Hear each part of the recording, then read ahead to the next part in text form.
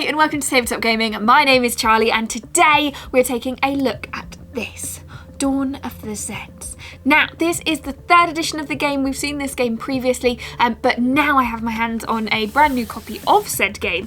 So I thought we could open it up, take a look at what's inside, what you'd get inside the box, and give you an idea of the flavour of the game, in honour of the fact that there will be some shiny new expansions for it coming very soon. But first, let's talk plot, because this game is incredibly cinematic. It is one that you are going to have to make decisions that make real impacts and real differences. So, knowing where you start is always helpful. So imagine, if you will, fabulous Farmingdale, this beautiful civilization that's just so wonderful to live in. The problem is, of course, and there is always a problem, that some sort of virus or poisony style thing has started turning people into zombies. And in doing so, you're going to need to defend Farmingdale from those terrifying zombies, or Zeds, as you can see on the front. This, of course, sees you defending the town in a 1 to 5 player siege-style game. And whilst it's quite simple to be like, zombies, grr, you fight, there's a lot of choices that you'll need to be making, a lot of strategy you'll need to be employing, and you'll need to be considering things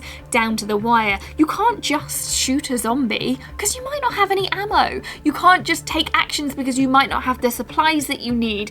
This is a real game to get your teeth into if they're not already chomping down on brains. Now with that, let's take a look inside. This game takes between 90 and 120 minutes to play. As I said before, it's for 1 to 5 players and for 14 years and older. You're going to be working hard to prevent the Zeds from reaching the town centre or causing enough chaos that the government just gives up on you. Now, we start, of course, with a little bit of sales. Here are some of the extra things that Victory Point are doing. So we have things like Twilight of the Gods. You can check out a video we did for those, if not now, but very soon. All of that included in here for things from Victory Point Games, who created the game.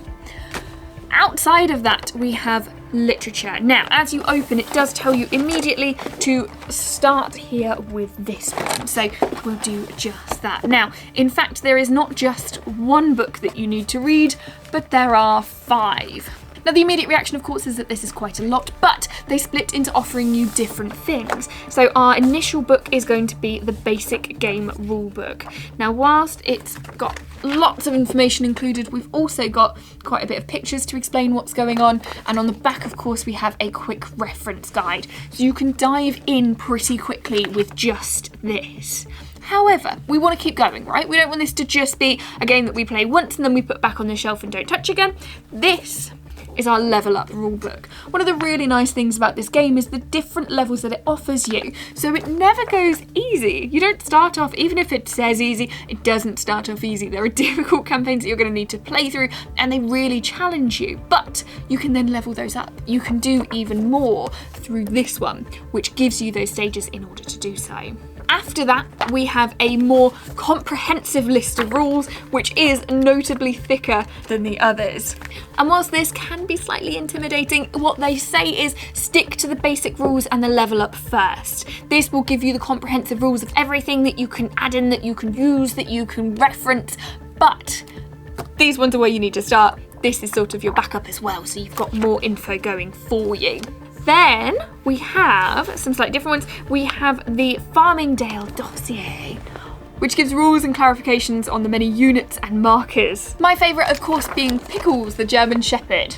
And finally, we have the setup and epilogue book. So this makes things just a little bit more straightforward. We have a visual components, you've got a little bit more on there, and then all the way through this very, very thin in comparison to the other ones. And then finally, how to score. Because admittedly, when you're playing the game, you can get so involved in the story that you almost forget that there are points to be earned at the end. And that's all because you're too busy fighting zombies at every opportunity. Now, of course, the books are not alone in this, there is more to come. So we have our board itself, which we have 2 sides to it.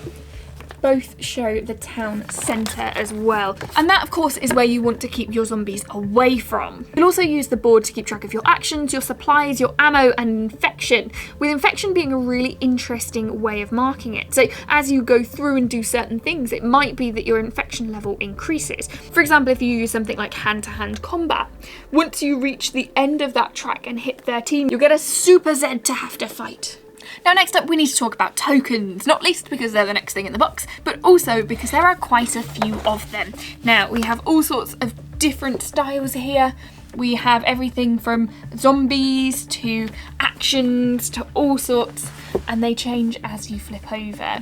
Now there are 3 of those boards, so you'll have a couple more that are in place here, as well as our final one with some extra bits on. Now I have seen previously criticism of the number of tokens that are available. I don't necessarily agree. I think it adds to the flavour. Because this game gives you such depth, you need a lot of options and a lot of choices and a lot of ways to represent what's happening, and these do so really nicely. In addition, speaking of those options, you're going to have a ton of cards to start with. Now these, if we show all 3 packs, are different styles, but all of them, there are plenty of them. So we'll begin with the event cards. Now these you have to play to survive through all of them, and if you do so, you win, you didn't get eaten, yay! But what I can say in playing this game is that there are so many event cards that are so enriching that every time you play, you're going to get a whole different scenario to play through. It's going to feel like a very different game each time.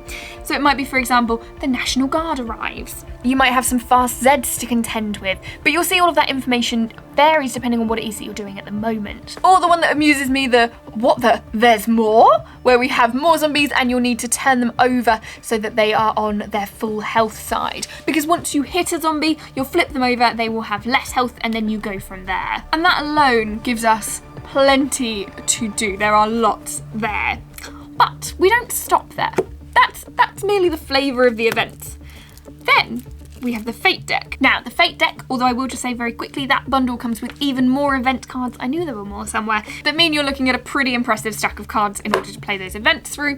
We have the Fate cards. Now, they add some more flavour to the game. So, for example, what about dud ammunition and spoiled supplies, where you'll lose some of your ammunition and supplies? What about the Living Dead, where zombies are bursting from graves? If you imagine the magnitude with which you can change your game, not least by the manner in which you play, but also by the events that are triggered, and then add in how fate can have a hand in it too, you're in for a very different experience every single time you play this game. Now, the other deck that's in there splits into a further 4 separate cards, one of which being more fate cards. So that's nice and simple. What we then have are research cards. So we have early and late research cards, as you can see there, and these are part of your level up book. So as you make your way through more scenarios created from the basic game into that secondary book, you have the option for the level up cards. So once you've played your basic game and you're onto your level up rulebook and you're playing new scenarios that are more difficult, you are now unlocking the option for research. Now these cards represent sort of a mixture of good and bad things. In this case, Rumours of Hope will add 1 to your saving roll. In this, you can replace a super Zed with a normal Zed, but in this, nothing happens.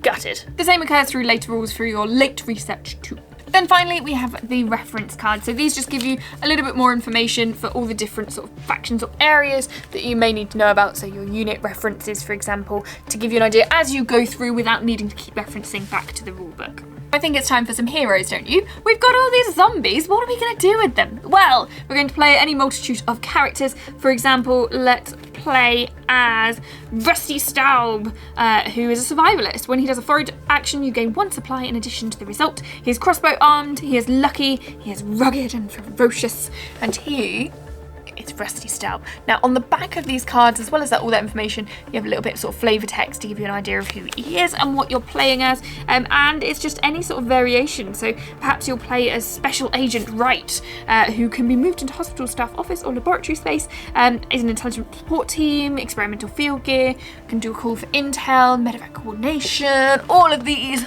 buzzwords that all make sense when you start playing the game and are all beneficial in some way or another, which will mean once you finish playing, it might be that you want to play as this one or that one or try this. Now your actions, you don't necessarily own those characters, so if you're playing in that up to 5 option, you can control any one of those characters. It's not that that character is set yours, they are the characters of your team in your cooperative game. But once again, this game has such variability because of the amount of characters you have, the combination you might have those within, plus the event cards, plus the fate cards, plus the fact you've got your own decisions to make upon each one as well. And the fact that much of that is decided by these little buddies here, which are the dice. Whilst yes, some of your decisions are dependent on the outcome of the dice, because you make so many decisions, it's not wholly luck-based as you would expect from it. Your strategy is still very, very important, and how you react to those is the same. Now we're nearing the end of the box. Let's just look at the final aspects. We have some pamphlets. So we have jail and extended actions. That mimics what was on the bottom of one of the sides of the board. And then we have a little bit of information, so player aids and Zed player aids, which are included here too, to give you information, and symbol keys too. So here's the deal. Yes, there is a lot in this game, but it's the kind that you really get your teeth into. It's the kind where you build something incredible as you go, and you feel very much part of the story. And whilst I promised you variability based on the different arrangements of the cards, what's really nice is there are already a couple of expansions out, and there are more to come. So if you like zombie games in any way, you probably need to pick this one up. You also need to pick up that new expansion when it comes. Keep an eye on Victory Point Games for more information regarding that, and let me know in the comments your thoughts on this game specifically. So there you go, that is a unboxing and first look at Dawn of the Zeds 3rd edition. So you can take a look at what's inside, ready for those expansions that are on the horizon. Now I will pop the link to Victory Point Games in the description, so you can go check that out. You can also check out tabletopgaming.co.uk for all of your gaming needs at tabletopgaming.co.uk, where you can also sign up for our newsletter. Don't forget to like and subscribe. Thanks ever so much, and have a great day. Thank you so much for watching.